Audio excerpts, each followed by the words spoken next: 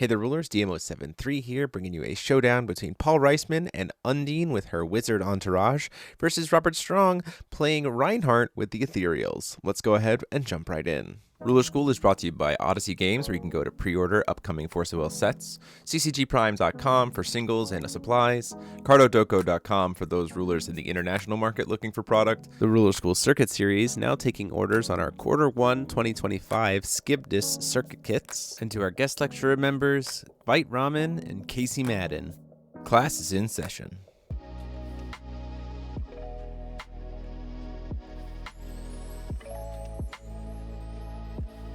Okay, so as we get into it, just a reminder that you can actually go get your pre-orders in for Fates Reunited with Odyssey Games. The link is in the description. And you can go check out to get your tickets for Forcible Festival and GP later this year. So we're jumping in with Undine Wizards. Paul is making use of a very heavy resonator package to get around Undine's kind of taxing of her own attributes. And Robert's taking advantage of kind of the state of a lot more freedom given to Ethereals to be able to set some stuff up. And we'll see how that goes against this matchup. Also a very resonator heavy deck, so it certainly gives him some time to be able to buffer himself a little bit, especially if he gets an early guard out for anything Paul might be doing to push in pressure, which would set us up for having more will and thus being able to play through Undine. Down comes an Ethereal Princess, a little bit of a missed opportunity there. Robert not taking advantage to ping Paul for 2 at the end of the turn after playing it. Comes in here with a Suya to force a banish of the Ethereal Princess. This is just going to probably still ping Paul for 2 and then force Paul to discard a card, which is certainly not the best outcome for him on a Suya.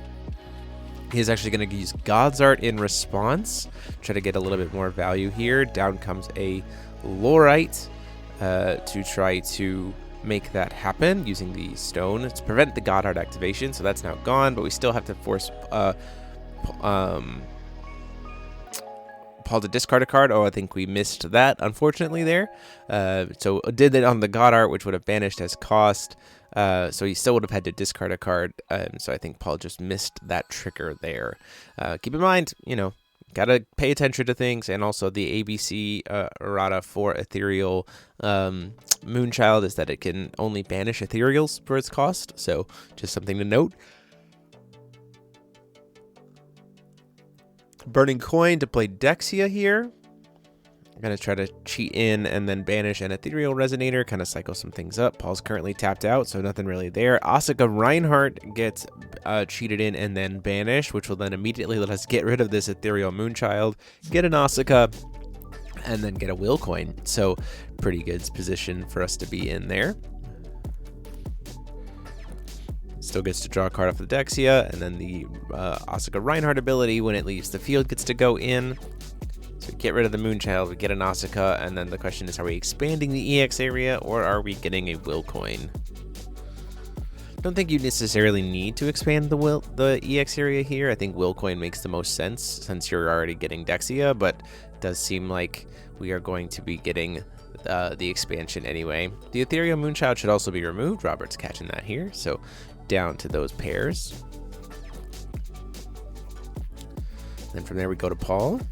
Having more will to be able to interact with Paul is kind of the reason why I think it makes more sense to get the Will Coin. Especially since Dexia will be able to expand the EX area himself anyway. But Paul just calls stone and passes.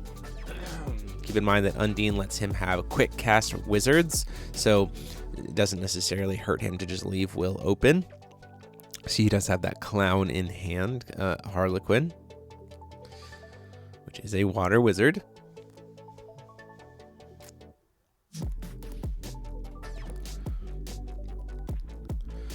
Robert trying to decide how he wants to set things up here. Now, obviously, the biggest thing for Reinhardt is to be able to have a lot of EX, a lot of Ethereals in the EX, and then set up for a one turn kill with the contract, swinging with every Ethereal all at once. We do try to swing in with the Dexia, and then we're going to see Harlequin get played here. I do think it kind of makes sense to choose Comedy here for Robert, because he'll get the leave the field trigger from Dexia and then have the Dexia back in hand to be able to recast. He'll still have to discard 2 cards because I imagine that Paul is going to choose Tragedy here, but I think there is some value to be gained off of just letting the Dexia come back to your hand at this point to be able to be reused.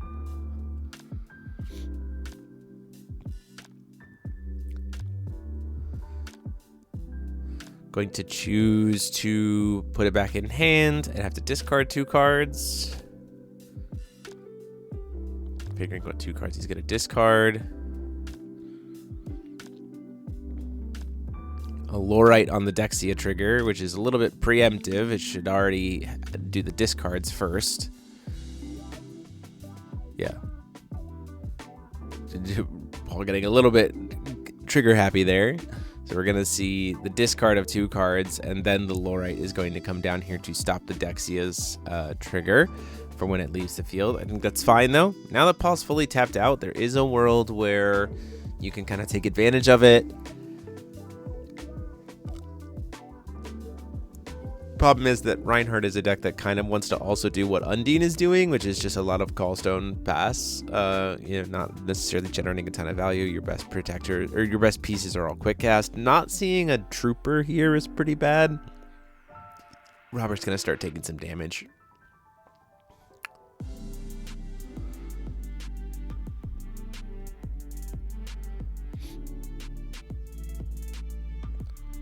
Forward stone for Paul. Gonna swing in for 4. The Lorites are gonna get to connect as well. Takes him down to a grand total of 34. And then try to swing in with Arlequin to get some more damage out of there. Ultimately chooses to take that as well. Goes down to 28. End of the turn, after a pass from Paul, we're going to see that Reinhardt come back into play. Reinhardt put Dexia back into play here. So we can start to, again, get some more ethereals set up, draw some more cards, dig through the deck a little bit. Love to see a trooper somewhere here. 3rd Lorite for Paul to stop the enter effect from Dexia. Just truly hitting all of the no enters to you.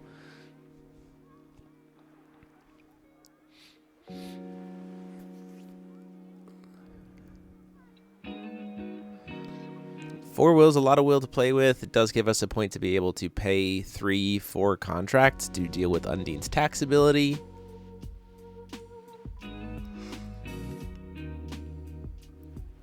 Certainly does set us up for some potential big pushes.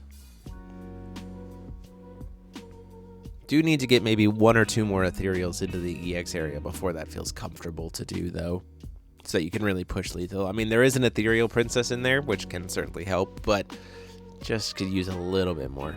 A waterfront demon would also work to solve that problem, right? But we'll see.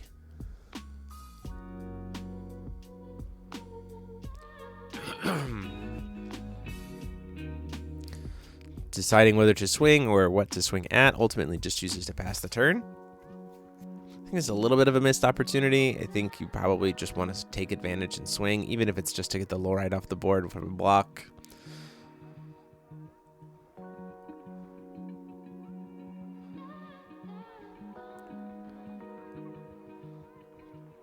Paul calls stone number 5 here.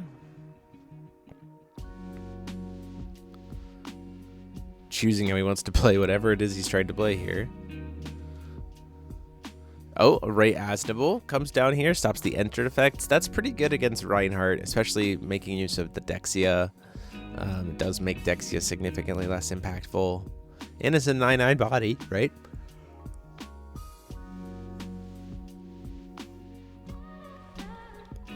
In response, we're going to see... Oh, maybe not.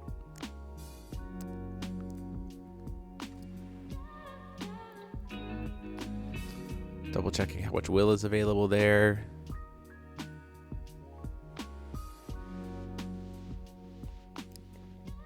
Paul has access to 5 will, so 2 will left. Does decide to let the Ray Asnable resolve. We see a swinging with Arlequin, gonna block with Dexia. Dexia is going to go to the EX area and get to expand. Oh, choosing not to put the Dexia into the EX, just choosing to expand. Ultimately taking some damage here. And the passing turn.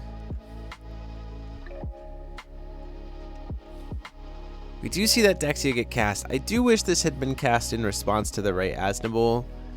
Feels like a missed opportunity. It's a little bit more will commitment, right? There's a possibility that Paul gets something, or maybe he just drew it. He just drew the Dexia before recovery. I also think I would have wanted that Dexia to go to the EX area. We see another Ethereal Princess come down here. We can start pinging stuff off out of the way. Kill these Lorites. Do all kinds of stuff. Start pinging Paul a little bit here. It also is huge because, again, if that Dexia had been in the EX area, then we'd have an even bigger Ethereal Princess here. Trying to go for a Magic Stone Research Institute, having to pay one more because of Undine. In comes Fiola to say no to that. We're going to put that on the bottom of deck.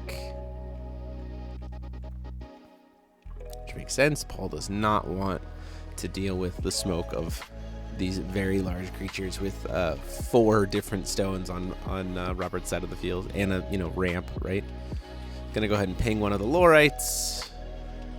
All sitting on looks like 2 Zacky's new plan. Not much of resources there. Oh, it does actually look like it might be the new ABC wizard. Looks at the top 2 cards, sees a Robometa in there. Probably is going to shift that to the top, I can imagine, so we can start pushing in some pressure. Now we get to combat. We're going to swing for 4. I think you block this with the Dexia. Yeah, that makes the most sense to me. You're not going to lose the Dexia. Everything else that's going to trash into it is going to be a trade as well, so you can get 2-for-1s off of it. Fiola's going to trade into the Dexia. I think you're fine with that. I think you let that happen. Dexia goes to the EX area. You expand your EX area. You call it a day. Oh, choosing to not put it into the EX area again. I think that might be a little bit of a mistake.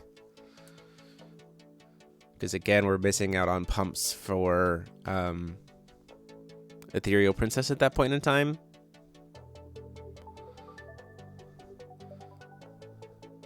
Get our 4 sea stones, seeing what that's going to bring for us. Pay 1. Try to play a waterfront demon.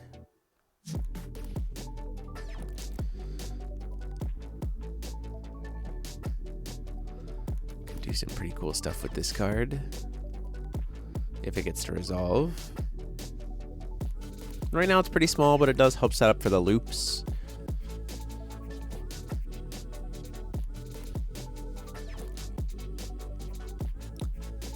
Paying 2. Maybe. So Robert's in this position where, like, he's successfully stalled things pretty well. He just needs to get a contract to resolve, and then he's actually in pretty good shape. Certainly has the will to be able to pay for it despite Undine's tax. It comes down to, he's got to find opportunities to try to cast it. He's playing against a control deck that's got a bunch of will as well, doing a lot of callstone and passing. Now that being said, Robert's in a position where he can just start pinging things and start pinging Paul to death with the Ethereal Princess. If he can get another Princess down, he'd be in pretty good shape. We try to see a Soul Absorption come down, paying 3 before recovery. We are going to see that Desponia come in here. Desponia is going to expel that chant and also let Paul start to buy back his cards from graveyard. So the cards he's already used are going to get stacked underneath Desponia, and then Desponia is going to get to start paying, like tapping and paying to put those cards back in Paul's hand. So all the cards that he's used suddenly get, available again for him, which is pretty solid. Normally this card would cost 5, but because it's a wizard, for Undine, it only costs 2.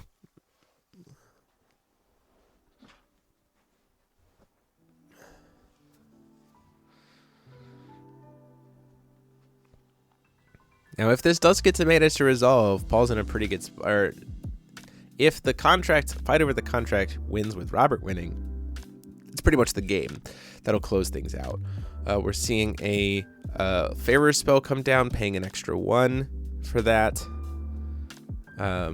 And then we see an expel of a card from hand plus paying 1 to do Zacky's new plan, because this was during Robert's turn. So that's going to leave Paul with 0 cards in hand, but he's going to get to buy some cards back, and then Robert unfortunately loses the exchange. Now, that being said, Robert now gets to recover. So if he had another contract in hand, he'd actually be in really good shape here.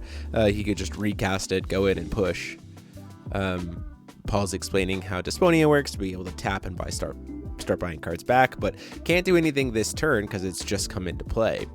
So if Robert had a second contract in hand here, Paul has no resources, right? And that is essentially lethal with what's going on board. So we'll see if Robert has it or has a way to find it, or we're going to keep going and seeing Paul continue to kind of grind things out here on the wizard side.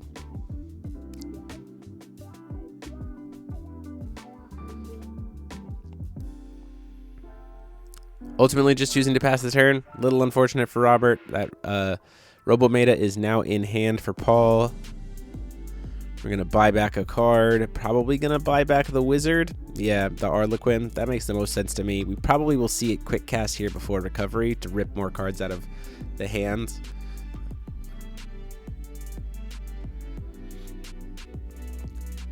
Or force bounces, you know.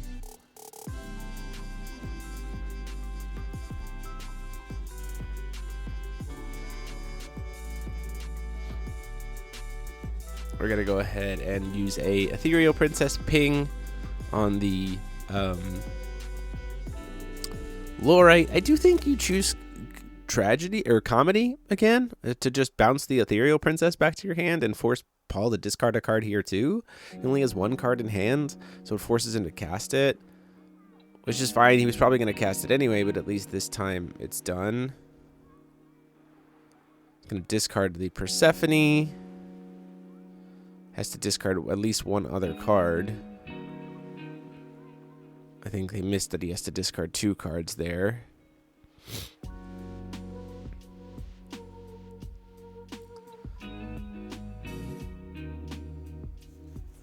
The Robo-Meta is now live, though we need more Wind Will for him to be truly impactful in this game. We're not going to get him to be very big very quickly.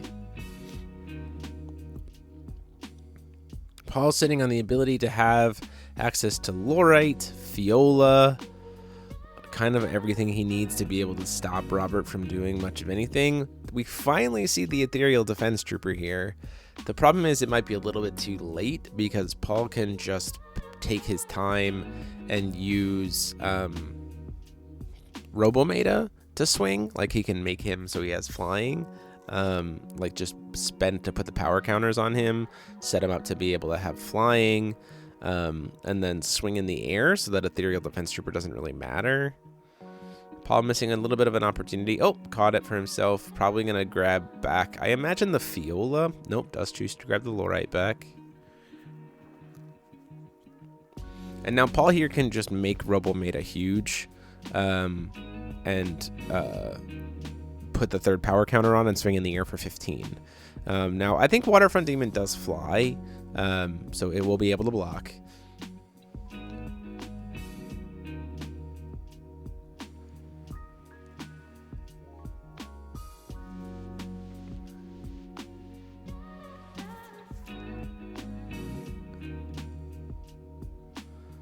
And then we do see a pass from Paul there. Next turn, we're going to see that Robo-Meta really get aggressive.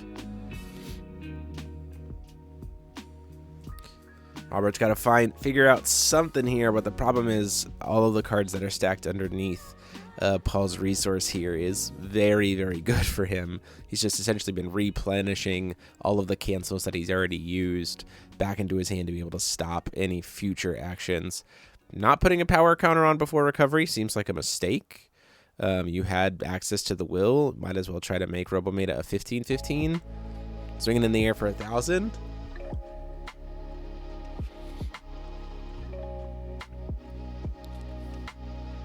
Oh, now we're doing it in response to no blocks. We're going to push him up to being 15. Sure, I guess. Takes Robert down to 6. Try to push lethal with the clown. which I think was also maybe a bit of a mistake, but at this point in time, with Robert's life being so low, there's no reason to care about the defense trooper being blocked and stopping the damage. Like, you only have to do 6 more. Robometa can easily do that even with 4 damage prevention. Just an element of like, how could you have optimized this position? I don't think there's a world where you were supposed to swing with the defense trooper. Does block with the Ethereal Princess, who is bigger than the Arlequin, so the Arlequin's gonna get killed. Can swing in for lethal. You know, I think Paul's just trying to push lethal here in general. He tries to ping it for 200 and then block with the defense trooper. We're going to cancel the draw a card off of the defense trooper and then swing in for 9 with Ray Asnimal to see if that closes out the game. It's only going to be 500 though because of the defense trooper, so it takes him down to 1.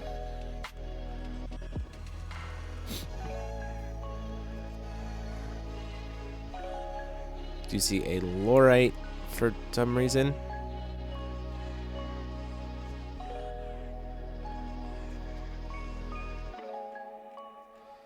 Before recovery, we're going to see that soul absorption. Down comes the Fiola to stop it that we bought back. Call our last stone here.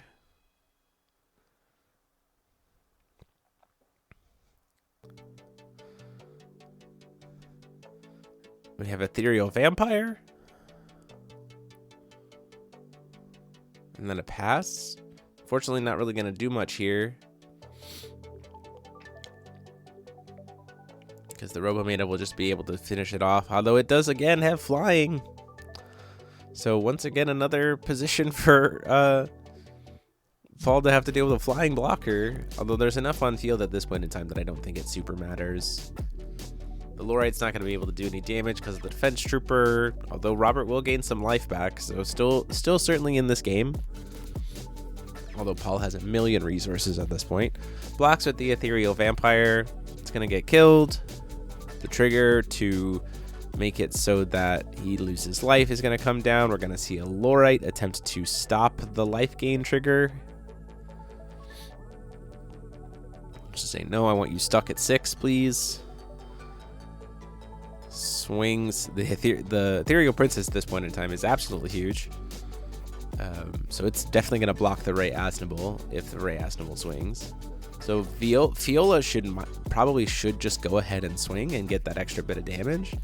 A second flyer comes down here, Guardian Dragon. So no stones to ramp, but it is going to be quite large. Ethereal Princess is going to ping the Lorite, and then we get to gain 200 life thanks to it having Drain now.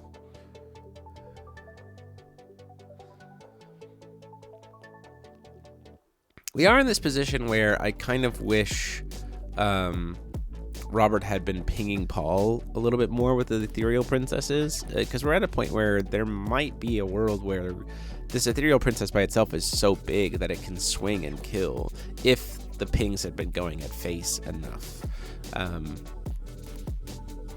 But I don't know. It'd be debatable. I mean, obviously it'd be better if we had the Ethereal that gives Ethereal Princess Bane, so then we can start really spot removing the things that are a real problem.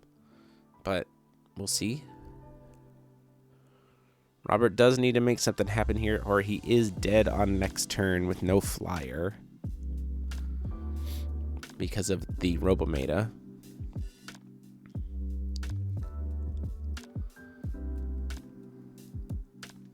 And the Guardian Dragon as well, both fly. Gonna swing in.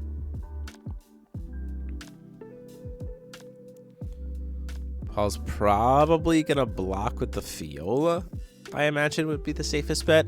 The true safest bet would be to block with the Ray Asnimal here, because it's something that has no defense.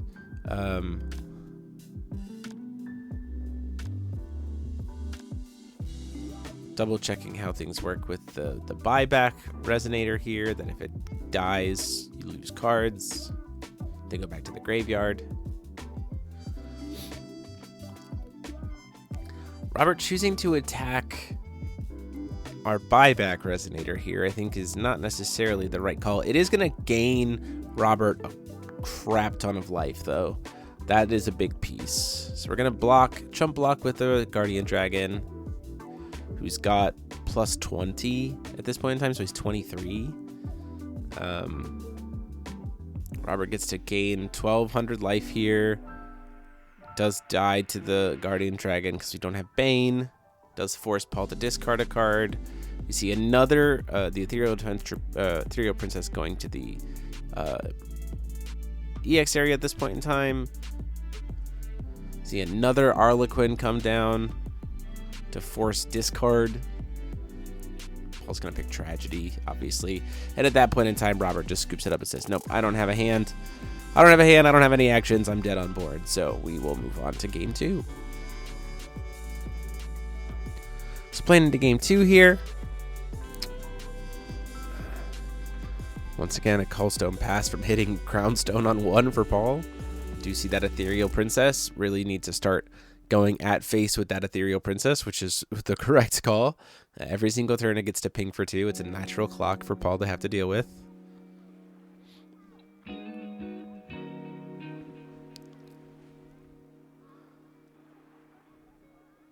Using the Goddard ability of the stone to be able to play Vakis. I do think that you respond to this wholeheartedly by pinging Paul for 2 and then doing the Goddard to sack the Ethereal Princess so you don't get your Ethereal Princess expelled. I think that's correct.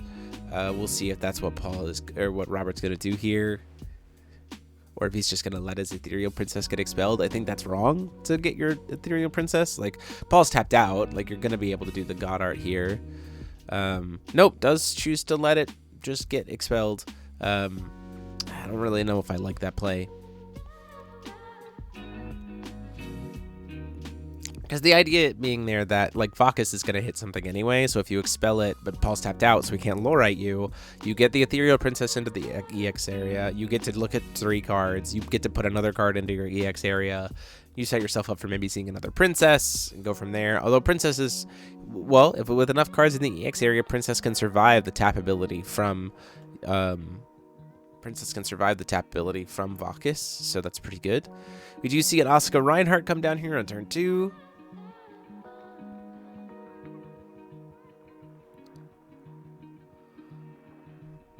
Paul choosing to keep the remains of Atarakti alive.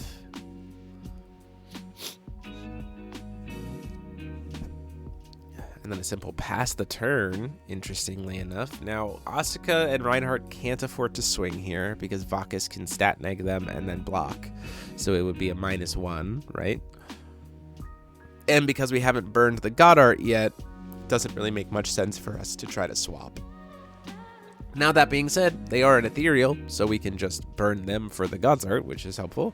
Robert trying to go for a Dexius here, does see a Ray Asdable pitched from hand to force that enter effect to get canceled. Now, there is a world where you do swing with Asuka Reinhardt here to force the ability of the Vakis, and then be able to pull off Goddard. But right now, instead, we're going to go for a Ethereal Defense Trooper. Before recovery, we're going to see a tap to try to give a -6/-6 to the Dexia.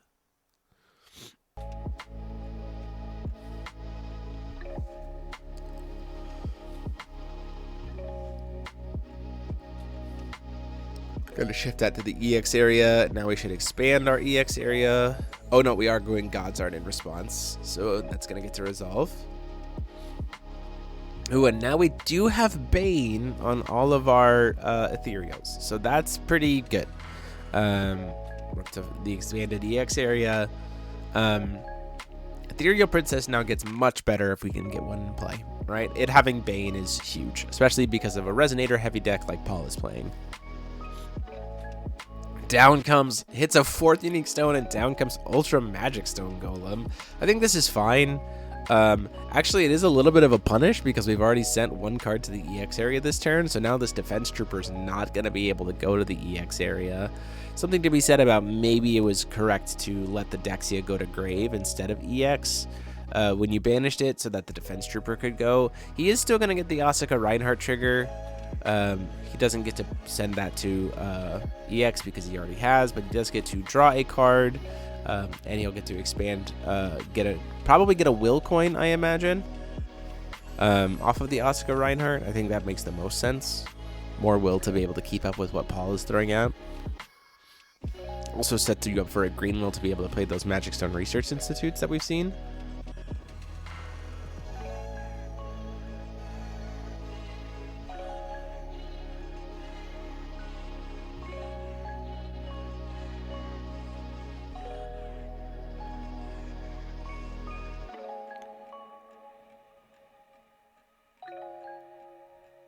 Down comes a clown. Here, after putting out a body for just to have a body.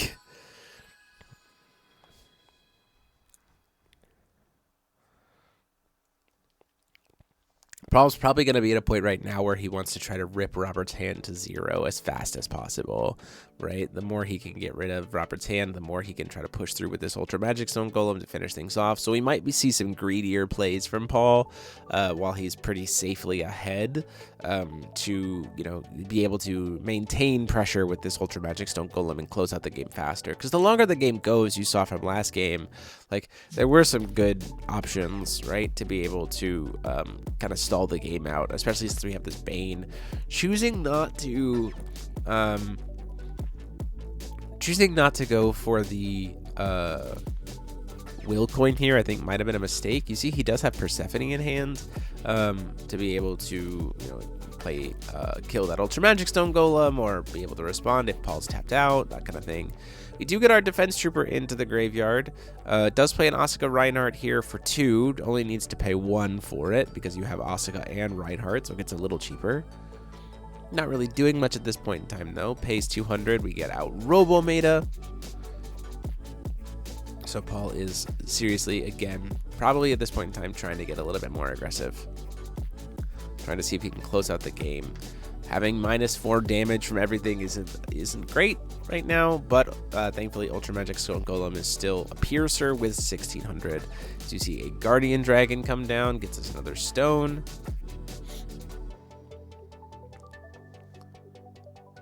Probably going to swing with the Ultra Magic Stone Golem here, or not, chooses not to. I think that's a little bit of an interesting take. Maybe the idea is because he's got the Ethereal Asuka Reinhardt that can block. With Bane, you don't want to swing the Ultra Magic Stone Golem. I still think it's correct to try to hit, though, especially since Focus can make it only a 3/3. So then you're hitting for 17, so you're hitting for 1300 damage after the reduction of damage. So, like, that takes, Robert down to 22. Maybe the world is you're just trying to sit and wait for Robometa to be able to push it in the air for 11 at a time, is the thought. Still no green source for Robert, so right now that Persephone is dead in hand.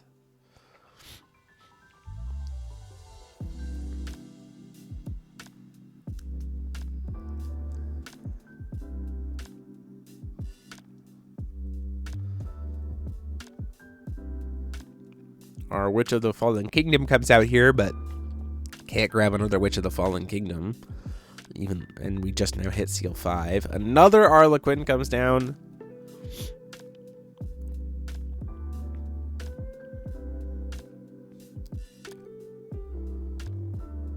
See if there's any kind of response or what's going to get bounced back to hand.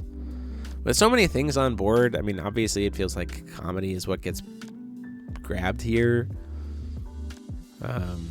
For Robert, I think you just bounce the Witch back to your hands. I don't know.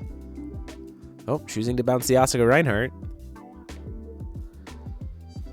And then discards the Persephone. And another card there.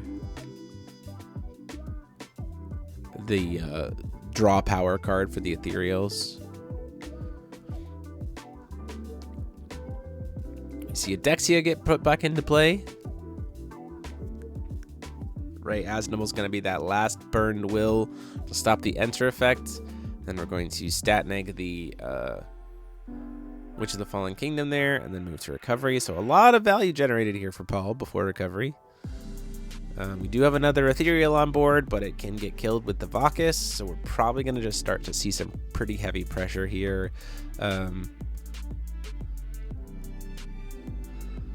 With the damage reduction, we're doing 13.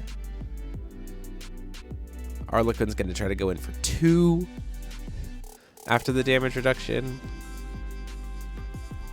Another 2 from the Arlequin, because it looks like it was cast at the end of Robert's turn, so that it could swing. Ultra Magic Stone Golem coming in here for 20. Ultimately, will be 16 here.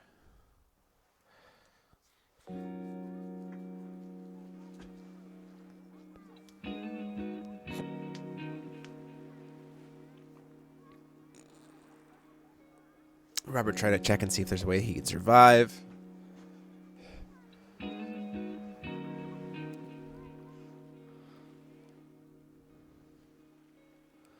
Gonna go pay 3 for Soul Absorption to try to do a -6/-6. Paul has the Fiola there to stop it.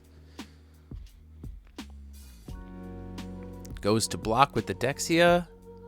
It's gonna let that happen instead of using the Vakis.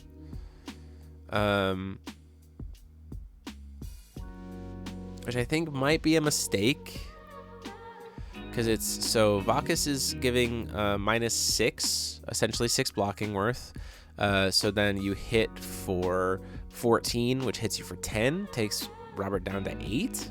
But if we had killed it, we'd have Robert down to, we'd have Robert even lower at that point in time. We'd have another 6 damage. We'd have Robert down to 2.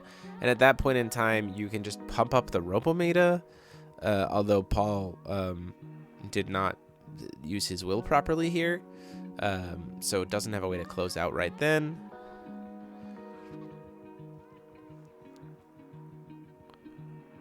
Robert seeing a top-decked Soul Absorption coming down here to do the contract.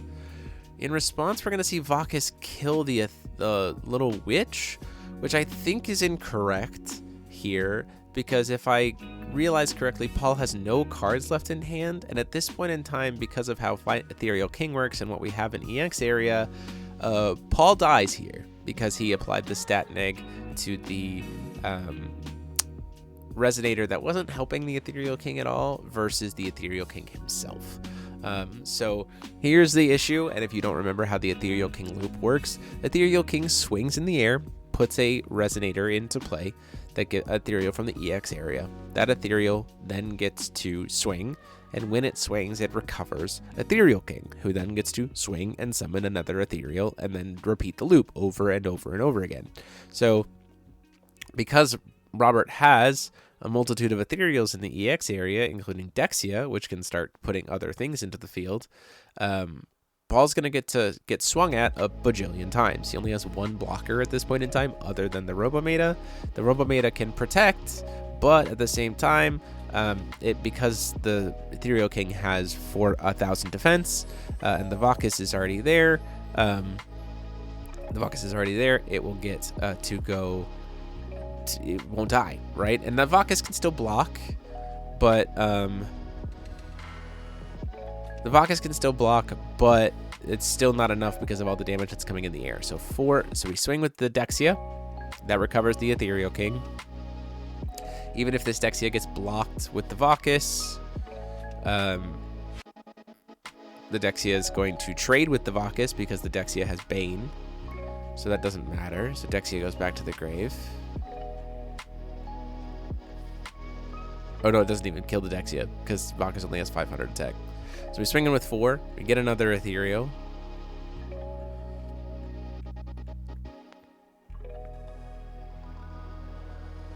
That then gets to swing, which then recovers the Ethereal King. And you just repeat the loop over and over again. And so Paul has successfully been burned out of resources at this point in time. And with enough swings, because of enough Ethereals, Robert's just going to get to hit enough times. It's 400 plus another 4, 400 plus another 6, 400 plus another, all of this damage is just going to get to go right at Paul's face. And so it will be enough to just finish him off because of all the loops. And that will be the game. So this one ends in a draw. Very cool match, showing off both decks. Hope you guys liked it. We'll have deck profile for the Undine Wizard list later this week. And until next time, this is DMO73 saying class dismissed.